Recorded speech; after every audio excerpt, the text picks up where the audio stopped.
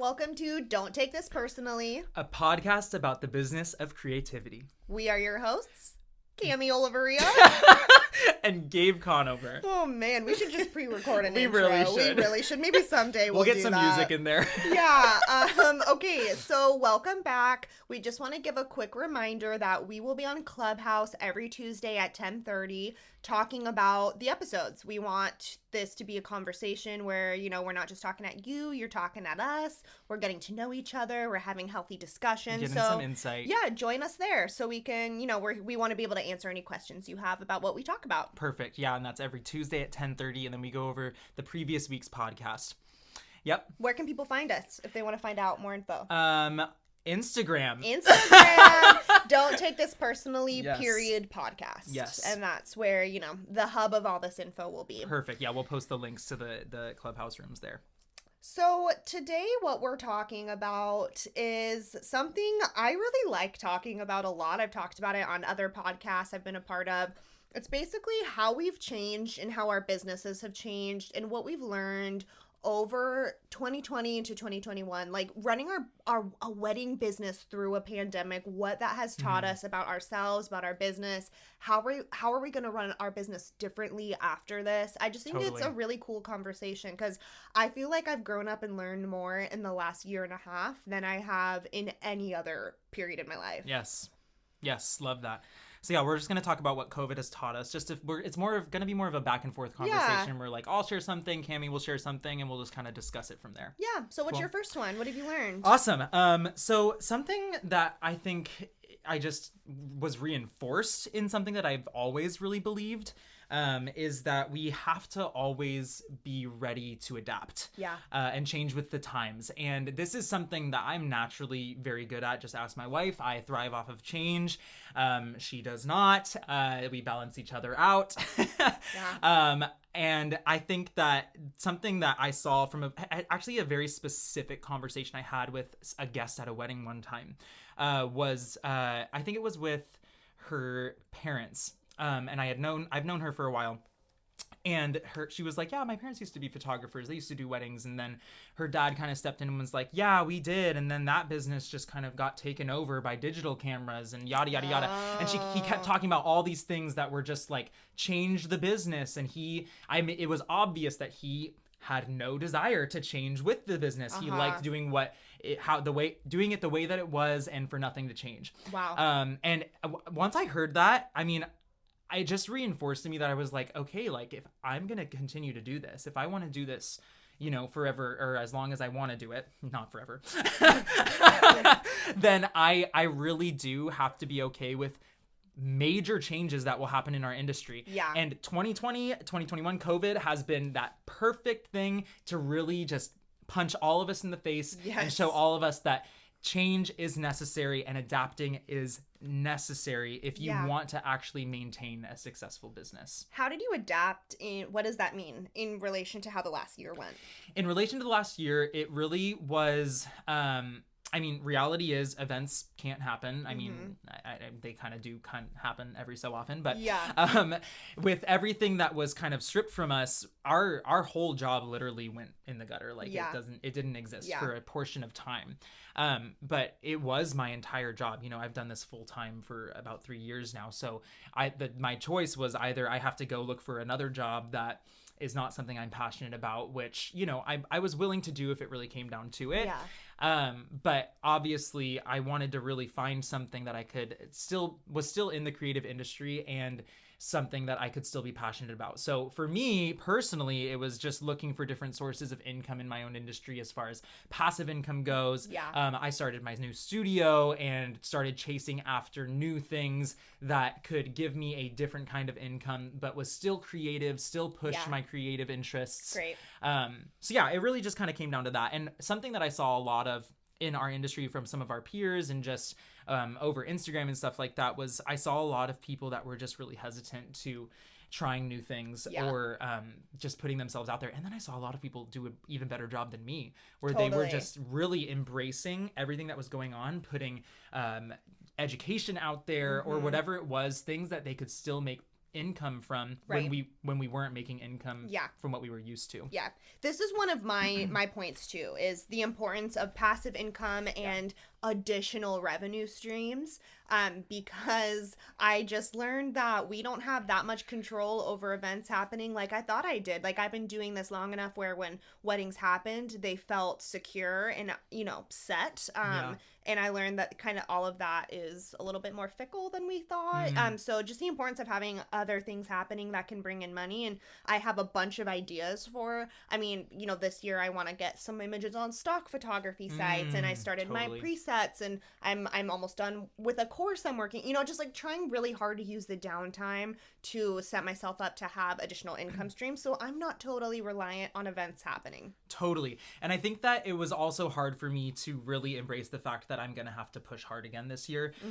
2019 was a year that, like, even if I felt like I was working a lot, like, it didn't feel like work because the income was so set and secure for me. Totally. And this year I just feel like I've been pushing so hard, and I've come to terms with that and come to peace with that hopefully it won't last. I'm very hopeful that it won't last. And I'm okay pushing harder for this time in order to keep my business afloat and, still love what I do, so that in the future I can have that peace of mind and, the security that my business made through it. Yeah. And I think that just reminded me of something that it's not like something I learned. This isn't even on my list, but it just came to me when you said it. Something I learned is that we're not entitled to growth every year. Totally. We talked about this in a past episode. We did. We're not entitled to growth. And if there is a weird down year, we're not failures. And totally. I thought that, because every year was like more and more and more. And I was like really pushing like, oh my God, this year. There's a pretty steady growth of like year after year, what I was making, what I was charging. And I had big goals for what I wanted to make in 2020 and therefore in 2021. And I just had to accept, like, I'm not a failure if there's one down year or two down years. Like, we don't have a lot of control. Yes. So that doesn't define us as photographers or business owners if shit hits the fan. Yeah. Yeah, and look at, like, everything that's come from it, too. You know, like, obviously, we have goals with this podcast and goals with, reaching a different group of people and more people through it. And that's something that we wouldn't have had time for before. Totally. So I'm really trying to look at everything that has come out of this last year as a blessing. Oh, my gosh, in disguise. Me too. If you would have told me in 2019, like, 2020 is going to be the year you sell your presets. Yeah. This is That's hilarious. A great point. My stepbrother, I wonder if he'll ever listen to this. Ryan, what's up if you are? He literally, over Christmas Eve dinner in 2019 was like, have you ever thought about selling your presets? And I was like, no, like, and I gave some big dramatic answer of why I wouldn't, and then 2020 just caused me to see my business differently, and now it's so funny. He's like, I see you changed your tune. I'm like, yep, sure did. Just, oh, weird. So I think, I do have a lot of gratitude for all the things that came out of it in terms of, like, me having a more open mind to seeing it, as a business, seeing the business opportunities I wasn't letting myself see before when I was so busy. And so, like, selling my presets was a huge step for me. It's a small thing, but for me, it was like the biggest thing I've done professionally since I started shooting weddings. It was very scary. So I did that, and then I'm literally, as we're recording this, I'm in a few-week push of recording and editing a course I have been drafting since 2018. I've heard you tell me about it years ago. I'm not even exaggerating. Gabe has heard me, like, dream about what I'm working on right now since 2018, and I've never had the time to. And for most of 2020, I wasn't in the best mental place to be launching new projects because I was, more just in survival mode and just trying to make sense of it all. The mental health was, pretty rough. But now I'm feeling kind of a new wave of like, all right, if I'm gonna have a few down months before things get busy this summer, hopefully they do, I'm gonna use it and set up these additional income streams for myself because 2020 taught me I need them. Wow. I've never thought about it like this, but like I was thinking from the same perspective as you. Like if you told me in 2019 Gabe, you're going to open up a studio and co-working space. Can you believe at the it? beginning of 2021. I would have been like, oh, cool. Like, I mean, maybe if you told me that, I would have been like, wow, like, awesome. Next year must be great. 2020 must be freaking awesome. Oh my gosh. Like, why? How much money am I making in 2020 that I can support doing something like that? Right. That's so funny. Yeah, I'm like, I've never thought about it like that. Like, and then like, what if, then the shutdown happens and I'm like, who told me that I was going to open a studio? There's no freaking way. I love just seeing how resilient we are. Yes. I mean, I play this game with myself all the time where I'm like, if I could go back and tell Cammie something, like early 2020 Cammie, if I were to tell her, try not to freak out, you're going to lose like most of your weddings this year, I would have been like, what? Don't freak out. End it now. End it now. What do you mean? And so, yeah. Wow. Okay. This is fine. That is hilarious. Okay. Should I move on to one? Yeah, go ahead. Okay. So a big lesson I learned, I already felt this way, and we touched on this in the ideal client conundrum episode, but I wanted to talk about the fact that this year really reinforced in me to make sure I'm falling in love with my couples and booking couples that feel aligned on a personality level, not on an aesthetic or venue level. Yeah. Because the last year taught me that all of that can change. Like, the venue can change. I even have 2 couples this spring who changed their venue, not even related to COVID, but just because venue shit happened. And you know what? Yeah. I didn't like their first venue, but I was like, I love them, so I'm going to do this anyways. And now they're shooting at one of my favorite, or they're getting married at one of my favorite venues. So I'm like, that's damn, awesome. I'm so glad I didn't turn them away because I wasn't that excited about their venue. You know, things like that. Like, venues can change, the aesthetic can change. There can be a pandemic that shuts down their big wedding that you thought was going to be publishable and amazing, and now it's something more simple in a backyard or whatever it is.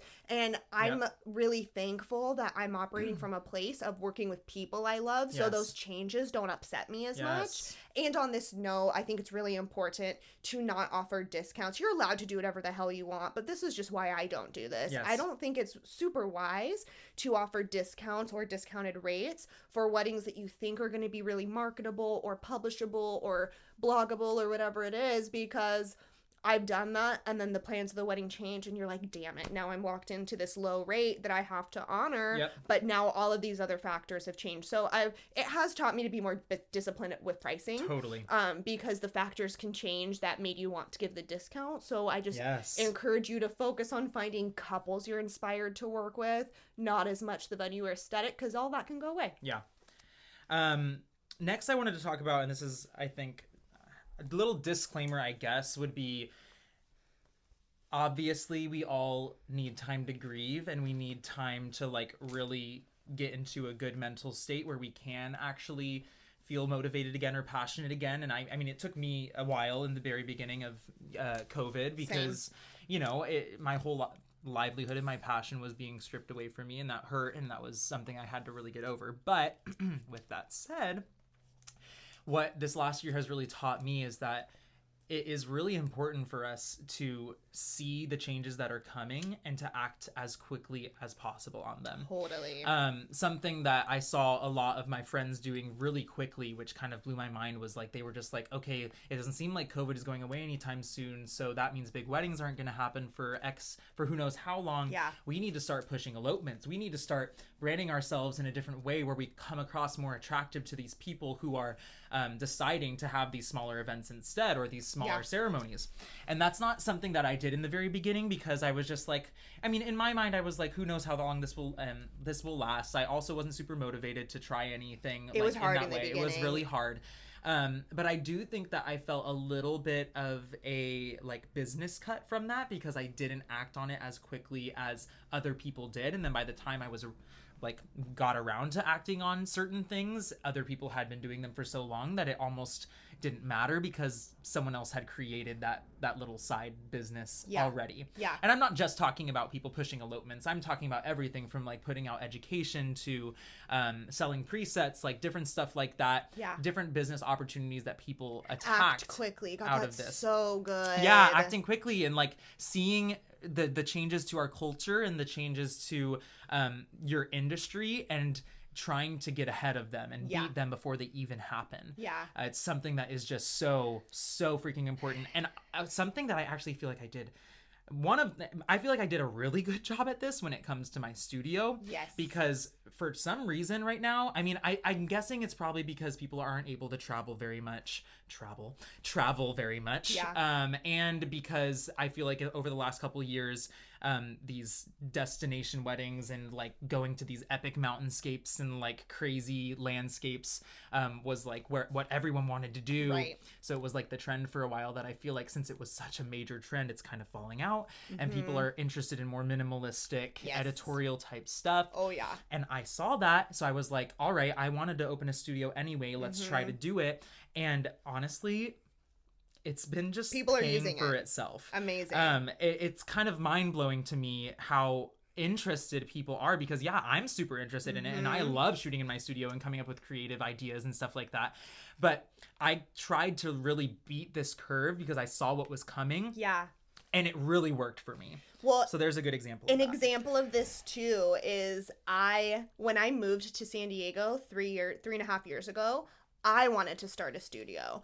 Not beat you to it. Literally, not because I actually I don't want to run a business like that, but I wanted a studio to shoot in. When I was living in Seattle, studio shares were really common. I think because people needed like a rainy day plan B that was basically like always on retainer for them. That's such a good point. And then I moved here and I couldn't find any studio spaces where I could do like more studio style. And I love like indoor, minimal, natural. I just love it so much. I can't wait to get an engagement shoot in Gabe's studio like immediately. I'm pitching it to all my couples. I'm obsessed with it.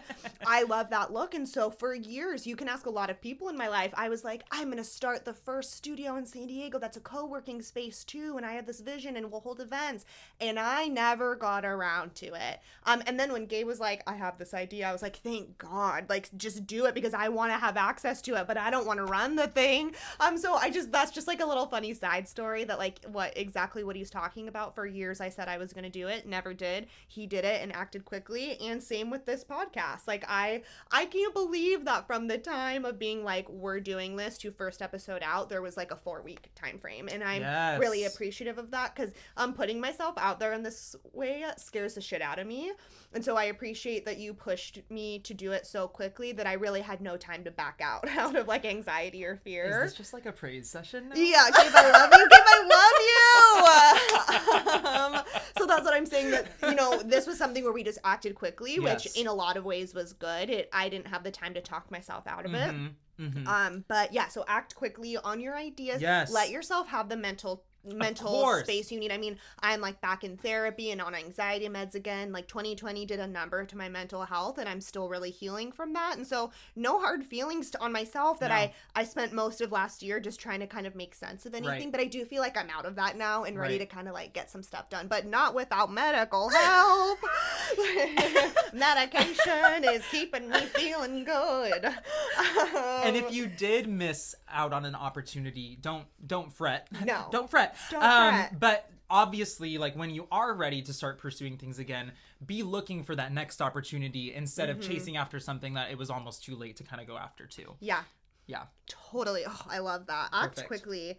Okay, so another one that has been huge for me is just the understanding that it's okay that we may do things differently from each other. I think for most of my career, I was really uncomfortable with the idea that I'm my own boss, which is weird because I've only ever been my own boss, but I was constantly looking for other people for validation. I mean, other industry people specifically. Like at the start of COVID, more than ever, I would be on the phone with other photographers or planners or other vendors all day, every day, trying to be like, well, what are you doing? What are you doing? When in my gut, I knew what I wanted to do. I knew it. Like if I know what the answers to my questions are if I don't ask for anyone else's input. I know what they are. And the more extra voices I get just would confuse me and upset me. And so I don't know if I'm saying this right, but I think the biggest thing I took out of this year is trusting my own decision making. Yes. And being okay with like, we can do things different. There are no rules for running a business. Like it's your business. We do this to like create the kind of life we want. So do things your own way. And that's fine. Right. And I think that maybe something that Cami was trying to say was like, because I ask for people's advice pretty often, my peers' advice, and almost most of the time the answers I get are not what I end up doing. That's fine. Which I think it helps me to get the other perspective because it reassures me of the reasons that maybe I thought a certain way. Exactly. And then, it just gives me more confidence in that. I'm not saying don't call your friends and ask. I mean, Gabe and I ask each other about what would you do all the time, but I think it's caused me to pay attention to my reaction to things. So, like, if I have a really, if I ask for advice and I hear the answer and I don't like it, that's just confirmation that, okay, if I hear it and I still don't like it, I think I need to follow the path that was feeling right. And for the first time in my career, I'm comfortable that my conclusions to things might be different than other people's.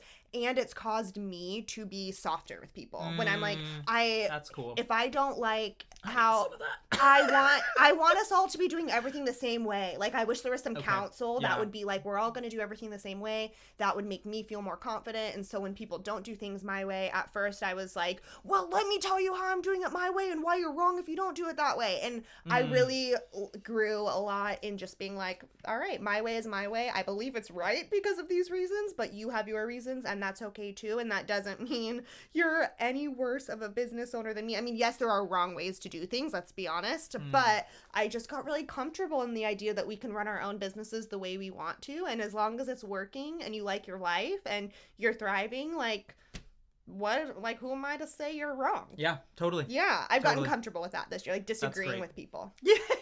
Yeah, truly. Yes. No, that's good. Yeah, I used to take it so personally when anyone would disagree with me. No, that's a great point. I don't as much anymore. Yeah, and I'm sure that affects you, like, personally too, not even just business-wise. Correct. Yeah. Yeah, so this is like big picture lessons for me. What's your next one?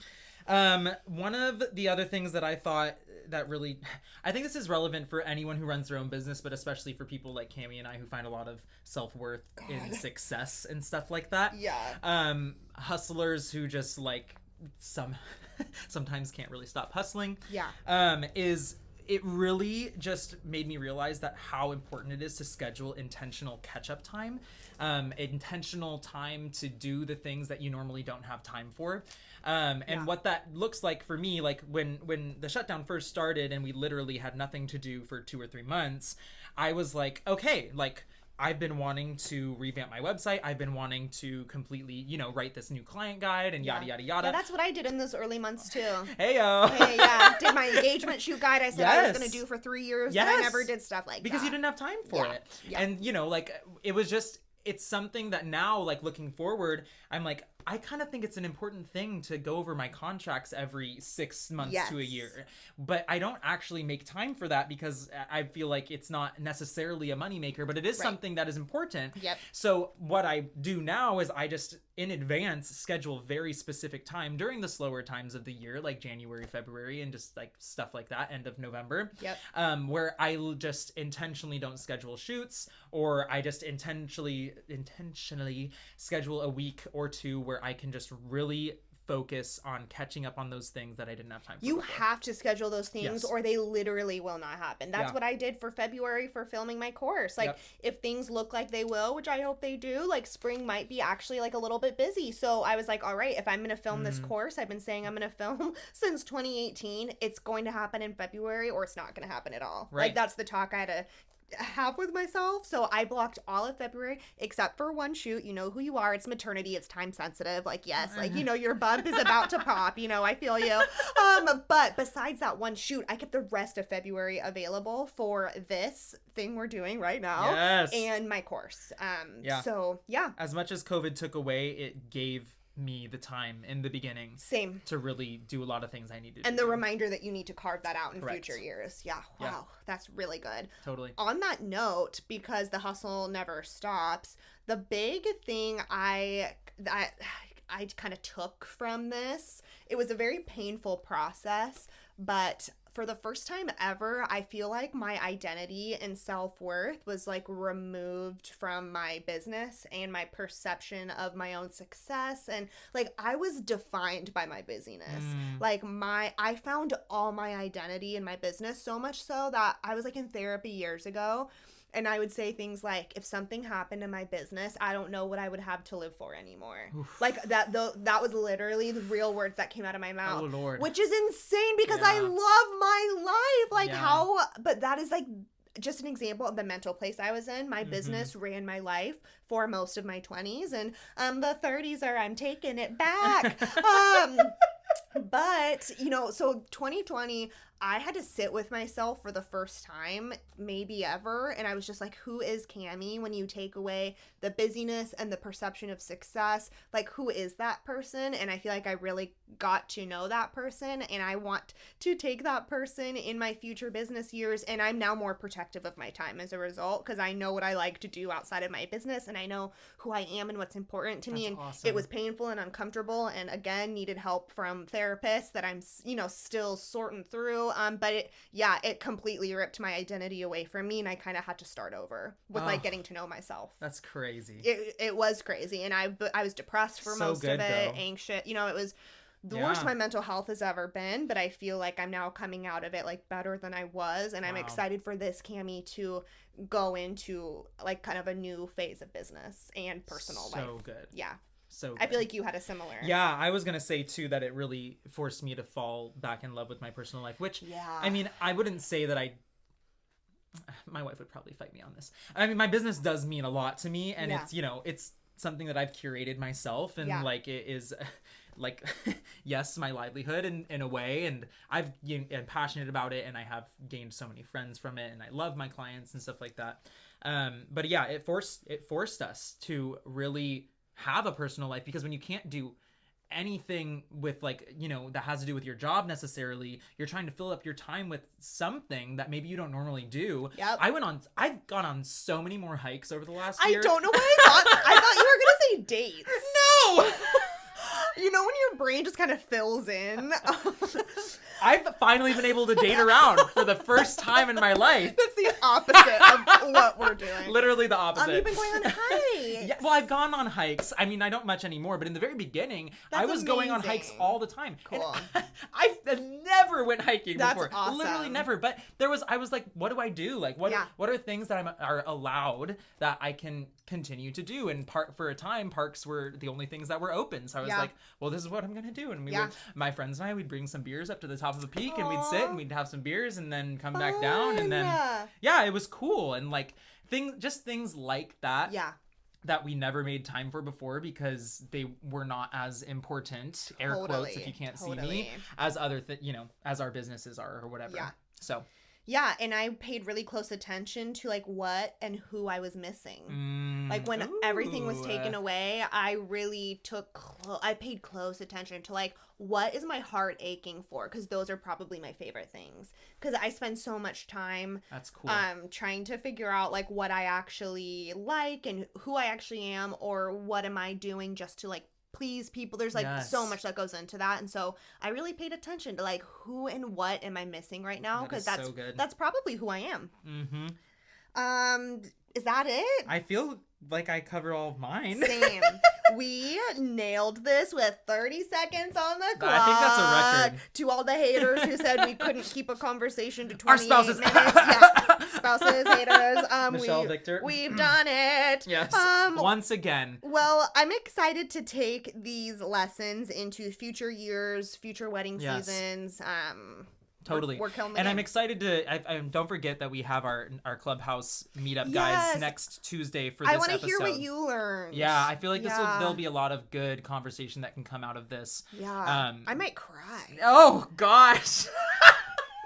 I might cry hearing how everyone else grew. Yeah. Wow, that's going to be a big one. I'm sure some people will have more emotional stories than us, totally. Too. Oh my gosh. All right. Well, thanks again for tuning in. Thanks, guys. I just like saying the phrase tuning in. Tune in next week for our next topic. To be determined. Yes. Okay, hopefully we'll catch you on Clubhouse. See you later. Yes.